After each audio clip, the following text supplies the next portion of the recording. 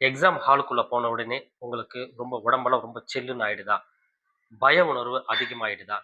அதே நேரத்துல கொஸ்டின் பேப்பர நீங்க பார்க்குறீங்க. பார்த்த உடனே நைட் முழுக்க 2 மணி நேரம், 3 மணி நேரம் படிச்சது எல்லாமே வந்து மறந்து போய் உங்க மைண்ட் பிளாங்க்கா ஆயிடுதா? கவலைப்படாதீங்க. இந்த விஷயங்கள் இது உங்களுக்கு மட்டுமே கிடையாது.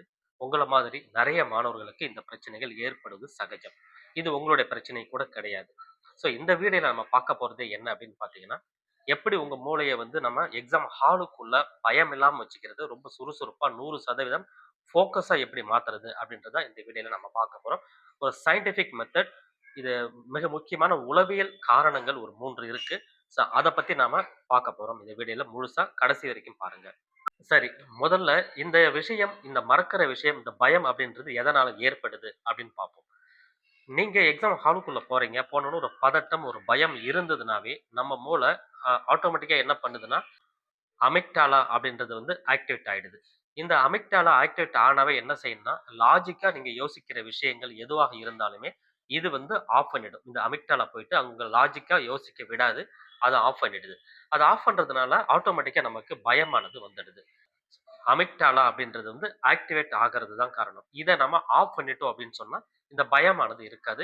இத எப்படி ஆஃப் பண்றது அப்படின்றதெல்லாம் கன்டின்யூவா நம்ம பார்க்கலாம். இதற்கு நீங்க செய்ய வேண்டிய விஷயமே என்ன அப்படின்னா, பதட்டம் இல்லாம இருக்கணும்னா, முதல்ல நாம நம்ம மனச, நம்ம மூளைய வந்து ரொம்ப ஃப்ரெஷ்ஷா வச்சுக்கணும். அதற்கு வந்து 4, 7, 8 அதாவது 4, 7, 8 பிரீத்திங் டெக்னிக் அப்படின்னு ஒண்ணு இருக்கு. இத நீங்க ஃபாலோ பண்ணணும். அந்த பிரீத்திங் டெக்னிக்ன்றது வீட்ல நீங்க எவ்வளவு வேணா ஃபாலோ பண்ணலாம். ஆனா ஒரு எக்ஸாம் ஹால்ல போய் பிரீத்திங் டெக்னிக்க ஃபாலோ பண்ண முடியுமான்னா, ஒரு 4 செகண்ட், 5 செகண்ட் கண்கள மூடி செய்யலாம். தவறு கிடையாது. ஹால்ல போய் உட்கார்ந்துட்டு உடனே கொஸ்டின் பேப்பர் கண்டிப்பா குடுத்துற மாட்டாங்க. நீங்க இப்போ உட்கார்ந்த உடனே ஃபர்ஸ்ட் உங்கள ரிலாக்ஸ் பண்ணணும் இல்லையா? அதற்காக இந்த டெக்னிக்க ஃபாலோ பண்ணணும். இது என்ன அப்படின்னு பார்த்தீங்கன்னா, நிமிஷம் கிடையாது 4 செகண்ட். 4 செகண்ட் வந்து உங்க மூச்ச உள்ள இழுத்துட்டு, 7 செகண்ட் உங்களுடைய மூச்ச வந்து நிறுத்தி வைக்கணும். ஹோல்ட் பண்ணணும். மறுபடி 8 செகண்டுக்கு அந்த மூச்ச மெதுவா வெளிய விடணும். இது வந்து இந்த மாதிரி ஒரு 3 முறை வந்து செஞ்சுட்டீங்க அப்படின்னு சொன்னாவே, நமக்கு மூளையில இருக்கிற அந்த நரம்பு மண்டலம் வந்து ரிலாக்ஸ் ஆயிடும். ரிலாக்ஸ் ஆச்சுன்னா, ஆட்டோமேட்டிக்கா பய உணர்வு போயிட்டு, ஒரு தைரியம் வந்து அந்த இடத்துல உருவாகும். நீங்க பயம் இல்லாம பாதுகாப்பா இருக்கிறீங்க அப்படின்றத உங்க மூளை வந்து உங்களுக்கு உணர்த்தும். மூளைக்கு ஒரு சிக்னல் ஆனது போகும். ச அடுத்தது நம்ம செய்ய வேண்டியது என்ன அப்படின்னு பண்ணா, ஒரு 10 மினிட்ஸ் டெக்னிக் அப்படின்றது தான். இந்த 10 நிமிடங்கள் கொஸ்டின் பேப்பர் வாங்கிய ஒரு 10 நிமிடங்கள் எடுத்த உடனே ஒரு ஆன்ஸர நீங்க குறிச்சுட்டு, அல்லது தெரியாத ஆன்ஸர பார்த்துட்டு பேனிக் ஆகக்கூடாது. அந்த பேனிக்ன்றது இங்க பயமா உருவாகிடுது. அப்ப பேனிக் ஆகக்கூடாதுன்னா, நீங்க என்ன செய்யணும்னா, முதல் 10 நிமிடத்திற்கு உங்களுக்கு எந்த கேள்வியில் 100% ஆன்ஸர் தெரியுதோ, அந்த 100% தெரிந்த ஆன்ஸர மட்டும் தேடி, தேடி அந்த கொஸ்டின் பேப்பர்ல இருக்கிறதுக்கு ஆன்ஸர் பண்ணிட்டீங்கன்னாவே, உங்களுக்கு கான்ஃபிடன்ட் லெவல் உருவாகும். இது எப்படி உருவாகுதுன்னா, இதுவுமே மூளை சம்மந்தப்பட்ட விஷயம் தான். மூளையில இருக்கிற டோப்பமைன் அப்படின்னு சொல்ற அந்த ஹார்மோன் வந்து கொஞ்சம் அதிகமா சுரக்கும் பொழுது, ஈஸியா ஒரு மனசு ஒரு சந்தோஷம் ஆயிடுது. அந்த சந்தோஷம் வரும்போது, அந்த கான்ஃபிடன்ட் லெவலுமே இந்த இடத்துல வந்து நமக்கு அதிகமாயிடும். அதனால தெரிந்த ஆன்ஸர 10ஓ, 15ஓ நீங்க செஞ்சுட்டீங்க அப்படின்னு சொன்னா, கான்ஃபிடன்ட் லெவல் இன்கிரீஸ் ஆயிடுது. ஆட்டோமேட்டிக்கா தவறான தெரியாத ஒரு கேள்விகள் இருந்தா கூட, அத உங்களால சரியா ஆன்ஸர் பண்றதுக்கு உண்டான கான்ஃபிடன்ட் லெவல் வந்து கண்டிப்பா உங்களுக்கு உருவாயிடும். எக்ஸாம் அப்படின்றதெல்லாம் மிகப்பெரிய ஒரு அரக்கன் ஒண்ணும் கிடையாது. அது வந்து நம்மள ஒண்ணும் செய்ய போறதும் கிடையாது.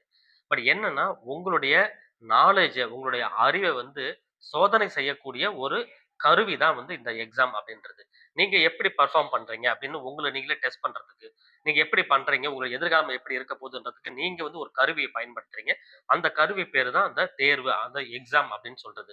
இத பார்த்து நீங்க அரக்கன பார்த்து பயப்பட வேண்டிய பயப்படுற மாரி பயப்பட வேண்டிய அவசியம் கிடையாது.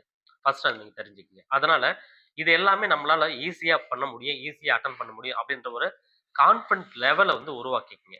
இப்ப நான் சொன்ன விஷயங்கள ஃபாலோ பண்ணுங்க. இதற்கு முன்னாடி வந்து எப்படி நம்ம ரிவிஷன் பண்ணணும் அப்படின்லாம் நம்ம சொல்லியிருந்தோம் இல்லையா? அதெல்லாம் நீங்க ஃபாலோ பண்ணுங்க. அதெல்லாம் ஃபாலோ பண்ணீங்க அப்படின்னாவே, இந்த பயமானது ஆட்டோமேட்டிக்கா நம்மள விட்டு போயிடும். பயம் இல்ல அப்படின்னாவே, அந்த இடத்துல வந்து நம்ம உறுதியா நம்ம கான்ஃபிடன்ட் லெவல் அதிகமாயிடும். அதிகமானாவே எக்ஸாம ஈஸியா உங்களால கிளியர் பண்ண முடியும். அதனால இப்ப நாம சொல்லப்போற இன்னொரு விஷயம் என்ன அப்படின்னு சொல்லி பார்த்தீங்கன்னா, நீங்க உங்களுடைய அறிவை சோதிக்கும் விதமா ஒரு 20 கேள்வி நான் உங்கள கேட்கப் போறேன். அந்த 20 கேள்விக்கு நீங்க ஆன்ஸர் பண்ண போறீங்க. நான் எப்படி கேட்கிறேன் அப்படின்னு சொன்னா, ஒரு Google ஃபார்ம் இருக்கு. அந்த Google ஃபார்ம்ல 20 கேள்விகள் கேட்டிருப்பேன். ஃபர்ஸ்ட் கமெண்ட்ல நான் வந்து பின் பண்ணி வைக்கிறேன். அந்த லிங்க்குக்கு உள்ள போயிட்டு அந்த 20க்கும் ஆன்ஸர் பண்ணுங்க.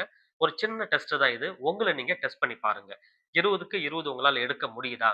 அல்லது எவ்வளோ மார்க் எடுத்திருக்கிறீங்க அப்படின்றத கமெண்ட்ல நீங்க போடுங்க. நானுமே தெரிஞ்சுக்கிறேன். இந்த மாரி வேற ஏதாவது தேவை அப்படின்னாலுமே கமெண்ட்ல சொல்லுங்க. அத உடனே நான் உங்களுக்கு ஒரு Google ஃபார்ம் வடிவில கூட சின்ன சின்ன டெஸ்ட்டா கூட வைக்கிறதுக்கு ரெடி பண்றேன். Thank you.